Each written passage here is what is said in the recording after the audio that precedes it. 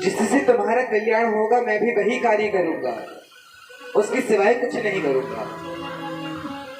और यदि जो मरीज है वह वैद्य से विष मांगे तो वैद्य कभी विष देगा? नहीं देगा। वैद्य तो वही देगा जिससे उसका जो रोग है वह ठीक हो। रोग के कारण उसको और अधिक रोगित करके वह मारेगा नहीं, रोगपूर्ण करके नहीं मारेगा। वैसे ही बहुत से लोग कहते हैं कि हम भगवान से मांग रहे हैं बहुत समय से, हमें यह वस्तु मिल ही नहीं रही। तो यदि एक और उदाहरण ले हम, यदि 4 साल का बच्चा जो कि बाइक की टंकी में बैठ के जाता है, वह कहे कि मुझे आप नई बाइक दे रहा और मैं बाइक चलाऊंगा अकेला, तो क्या पिता कभी उसे चाबी देंगे? नहीं देंगे, क्योंकि पता है कि वह उसके योग्य है ही नहीं। या फिर भगवान कभी कभी हमें इसलिए भी वह वस्तु नहीं देते क्योंकि उससे भी अधिक और अच्छा वे हमें देना चाहते हैं। तो भगवान वही करते हैं, 2 चीजें रहती हैं। यदि हम भगवान के भक्त हैं तो हमारे लिए जो ठीक है करुणा पूर्वक भगवान वे करते हैं, और नहीं तो जो कर्म हम जैसे कर रहे हैं पाप पुण्य, उसके अनुसार तो हमें फल मिलते ही हैं। यहाँ पर नारद जी महाराज ने प्रार्थना करी, भगवान कहते हैं ठीक है, जिससे तुम्हारा कल्याण होगा मैं वही कार्य करूंगा।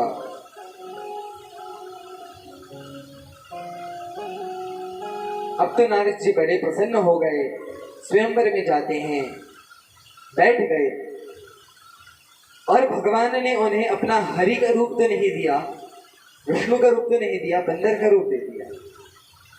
अब बंदर का रूप दिया, लेकिन यह बंदर का रूप केवल विश्व मोहिनी को दिखा और किसी को नहीं दिखा।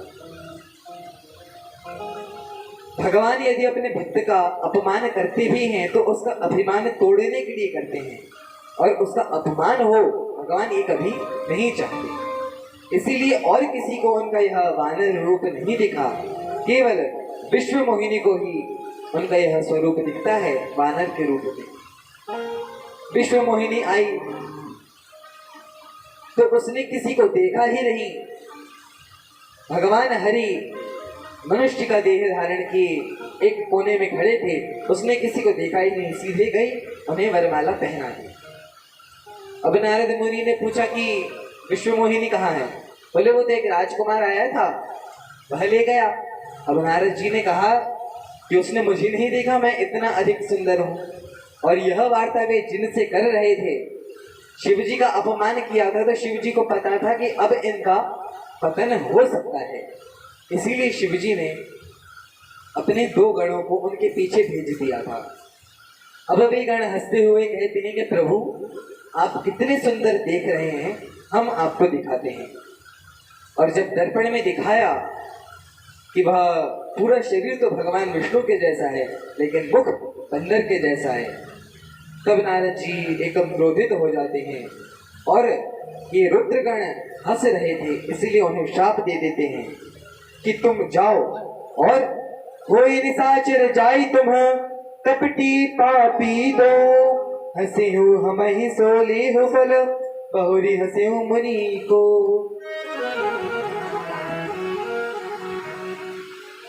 तुम मुझे देख करके हंसते हो, जाकर के तुम दोनों पापी असुर हो जाओ, यह शाप दे दिया। और बाद में भी कहते हैं हम तो रुद्रगण हैं, हमारा क्या दोष। लेकिन यहाँ पे नारद मुनि ने शाप दे दिया है। अभी तक केवल काम था, अब क्रोध भी आ गया। तो बड़ों का अपमान किया, महत् पुरुषों का अपमान किया, भगवान शंकर का अपमान किया। उससे क्या हुआ? अपने अभिमान को जमाए रहे, अपमान किया, महद अवज्ञा की, जितने विकार थे सारे के सारे। इसीलिए इन 6 में से किसी एक विकार को भी हमें अपने अंदर नहीं आने देना चाहिए। यहाँ पर बड़े ही क्रोधित होकर, होठों को फड़फड़ाते हुए बड़े ही क्रोध में नारद मुनि विष्णु भगवान के पास जाते हैं। विष्णु भगवान उन्हें रास्ते में ही मिल गए। अब पूरे रास्ते में क्यों नहीं जाने दिया, रास्ते में ही इसलिए मिल गए क्योंकि वे जिस रास्ते पे जा रहे थे वह काम क्रोध लोभ का मार्ग था, और काम क्रोध मद लोभ सब नाथ नरक के पंथ। वह नरक का रास्ता था, पतन का रास्ता था। और भगवान कभी भी यह इच्छा नहीं रखते कि मेरे सेवक का पतन हो। इस विचार से भगवान नारद जी को बीच में ही मिल गए। मुनिवर आप कहाँ जा रहे हैं? और भगवान भी अकेले नहीं आए, एक और लक्ष्मी जी और एक और विश्व मोहिनी। अब तो जैसे ही नारद जी ने देखा उनका पाला चढ़ गया। अब तो बड़े क्रोध में वे कहने लगे कि तुम पहले से ही छलिया ही रहे हो। तुमने शिव जी को मूर्ख बना के उन्हें विष पिला दिया, असुरों से मेहनत करा करके अमृत निकलवाया, देवताओं को पिलवा दिया, और शिव जी को मूर्ख बना करके विष पिला दिया। सब जगह तुम स्वयं का ही स्वार्थ देखते हो। इस समुद्र मंथन में सबका तो बुरा किया और स्वयं लक्ष्मी जी लेकर के आ गए।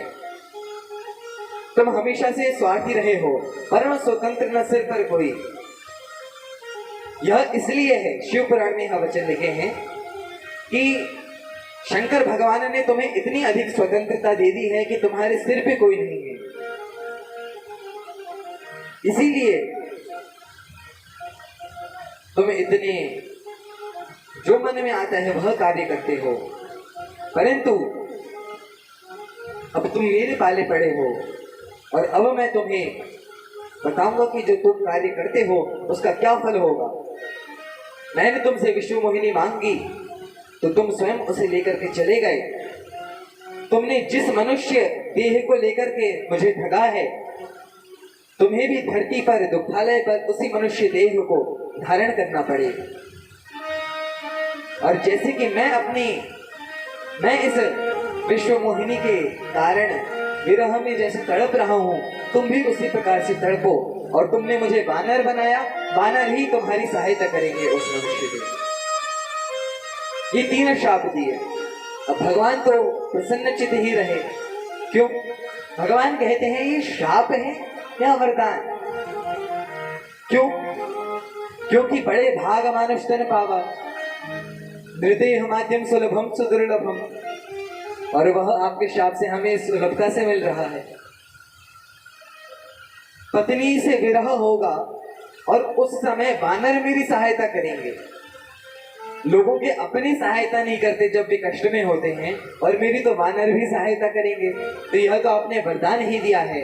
भगवान उस शाप को स्वीकार कर लेते हैं और इतने में ही यह जो शिव जी की प्रचंड माया है यह अंतर्धान हो जाती है। भगवान ने अपनी माया को हटाया, लक्ष्मी जी भी गायब, विष्णु मोहिनी भी गायब। अब तो नारद जी को सब समझ में आ गया। दृष्टा हुए मम शाप कृपाला।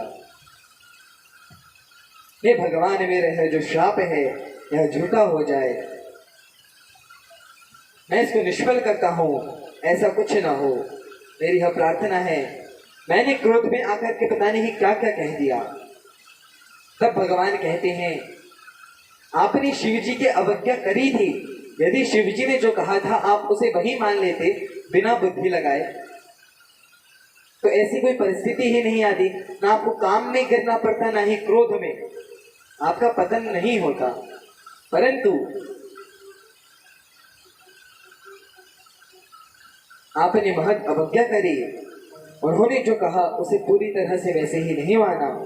इसीलिए शिव द्रोह करने के कारण, शिव जी की बात न मानने के कारण आपको यह झेलना पड़ा। तो क्षमा प्रार्थी आपको मुझसे नहीं होना चाहिए। यह जो लीला है सारी शिव जी की ही लीला है। इसीलिए जप हो जाए शंकर शतनामा, होए ही हृदय तुरंत विश्राम। शिव जी का जो शतनाम है उसका जप करो, शिव जी के शतनाम का जप करो। रामचरितमानस में तो केवल इतना ही लिखा है। शिव पुराण में वर्णन है कि शंकर भगवान के शतनाम का जप करो, शिव जी के जितने तीर्थ हैं वहां भ्रमण करो, रुद्राक्ष धारण करो, भस्म को धारण करो, षडक्षर मंत्र का जाप करो। इसी प्रकार से तुम्हारा प्रायश्चित होगा शिव जी की शरण लेकर के। शिव जी के समान मुझे कोई और प्रिय नहीं है।